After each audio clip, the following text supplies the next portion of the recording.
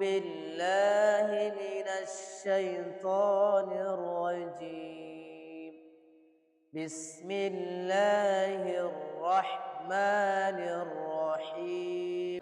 Hi, it's Sutit again. Welcome back to the channel. Today on Act and React, we are going to react on another video from There Is No Clash. This is the third video in the playlist, which is called Einstein's Relativity Simply Explained in Quran. And I think Einstein is here, and I really want to find out what is the correlation between something Einstein said and something that's written in Quran. So without delaying anymore, let's move on with the video. Hi. I think most people would agree that very few things in life are absolute. When you're at the car dealership, for example, and the salesman says, "This is my absolute lowest price," it's safe to say there is still a little bit of wiggle room there. Or if you Yeah, ask your surely friend what their it favorite happened to food is, me a and they lot of say, times. it depends on my mood, the time of day, etc., etc. It depends. How often have you heard that in response to a burning question? Life, it turns out, is pretty relative, and you'll be happy to know that Einstein would agree. In his theory of relativity, Einstein asserts that both time and space are relative concepts, debunking Newton's theory that time and space are absolute. In fact, the only absolute constant in Einstein's special relativity is the speed of E is equals light. to mc Its square. value will M always is measure the mass, same for any E observer in equals uniform energy, motion. and It c is will the always speed of be light. about 300,000 kilometers per second in a vacuum and never faster. According to NASA, before 1905, when Albert Einstein published his theory of special relativity, most people believed that space and time were as Sir Isaac Newton described them back in the 17th century. Namely, that space was the fixed, unchanging stage upon which the great cosmic drama unfolded, and that time was the Quite dramatic mysterious universal clock in the description. sky. Sounds like an elaborate Broadway production, albeit a Yeah, I love fantastical Broadway one. production. However, numerous real-world experiments over the last 100 years indicate that it was Einstein, not Newton, that was right. Yet And thank God for Newton that, is the because if we second didn't have most Einstein's influential theory of people in relativity history. and Newton had been right, many technologies that are part and parcel of our modern world would not have worked as they do. For example, the Global Positioning System, or GPS navigation as we call it, the nuclear power plants, electromagnets and generators that we all rely on, they all work using relativity. So let's take a closer look at Einstein's theory of relativity. Jesse Emspak, a physics contributor for Life Science, describes it as deceptively simple. First, there is no absolute frame of reference. Every time you measure an object's velocity or its momentum or how it experiences time, it is always in relation to something else. Second, the speed of light is the same no matter who measures it or how fast the person measuring it is going. And third, nothing, and I mean nothing, can go faster than light. Miles per hour or kilometer per The hour. implications of Einstein's famous theory are profound. If the speed of light is always the same, it means that an astronaut going very fast relative to the Earth will measure the seconds ticking by slower than an Earthbound observer will. Time essentially slows down for the astronaut, a phenomenon called time dilation. But that's not all. Another peculiar aspect of Einstein's theory of relativity is length contraction. So in the same example as before, if you were to stand here on Earth and wave at the astronaut's spaceship as it speeds by, it would look as though it was squished in the direction of the motion, meaning if the spaceship is moving horizontally, then it is the horizontal dimension which is contracted with no contraction of its height. If the spaceship were moving slowly, the level of contraction or squishiness that you would observe would not be noticeably significant. But if it were moving at relativistic speeds, speeds that are a significant fraction of the speed of light, as spaceships tend to do, the length contraction would be Faster it significant goes, and it would actually seem smaller. observable to you. Got it. This phenomenon is not due to errors in measurement or faulty observations. The object is actually contracted in length, as seen from the stationary reference frame, U.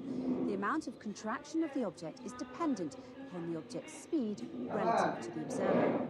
So in short, the faster the spaceship is moving, the more contracted it will appear to you. Yeah, I know, That's what I 2 say. words, mind-blowing.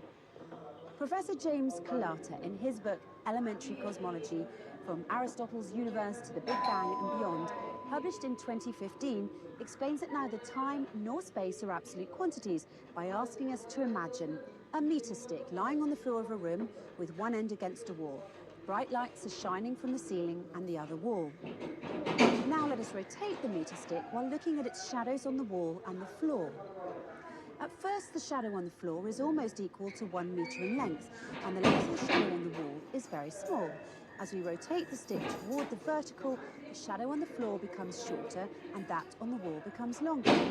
When the stick is vertical, the shadow on the wall is 1 So as metre in it length. reduces It on turns the out that horizontal something side, similar it happens in the grows in case the of vertical special side. relativity.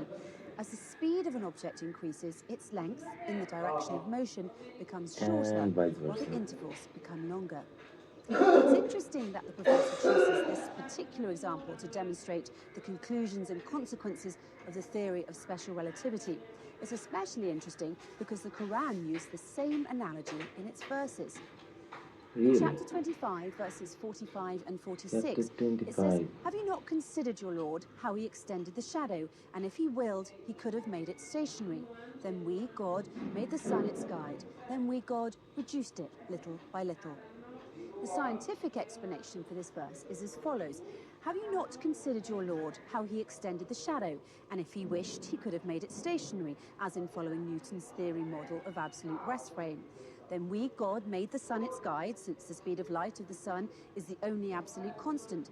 Then we, God, reduced it," which refers to length contraction little by little, which refers to time dilation. In this one verse, the Quran addresses the various aspects of what we now call the theory of special relativity, length contraction, time dilation, and the speed of light as being the only constant. Additionally, the Quran warns us that God could transform our lives from Einstein's physics to Newtonian physics if he wished. And this is possible because God did not just Yeah, discover the he is the theories of creator physics, he actually of the created them. laws, So the next time physics, you and respond to someone's whatever question with there "it is. depends," and they get mad at you for not giving them a definite answer, remind them of Einstein's most famous theory of special relativity, and they might just forgive you for it.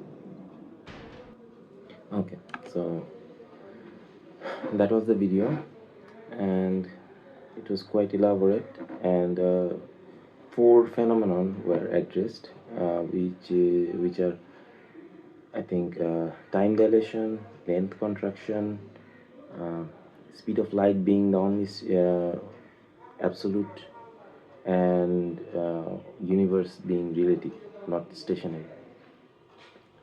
Surah Al Furqan, I think it is, chapter 25, and Al Furqan means distinguisher between right and wrong, the one who differences between right and wrong.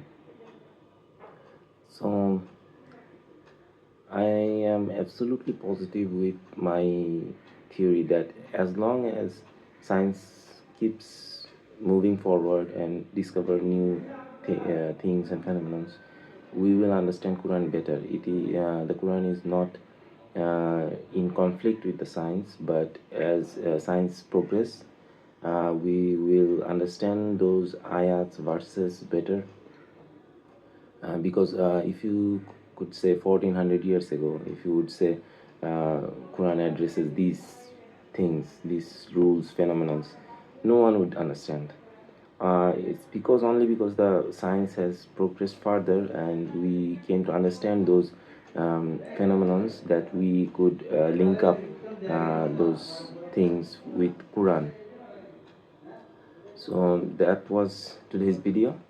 Hope you like it, and if you do drop a like and subscribe. It really helps the channel to grow and motivate me to do more videos like this. Okay, that will be all for today. Thank you. Assalamu alaikum wa rahmatullahi wa barakatuh. Jazakallah khairan.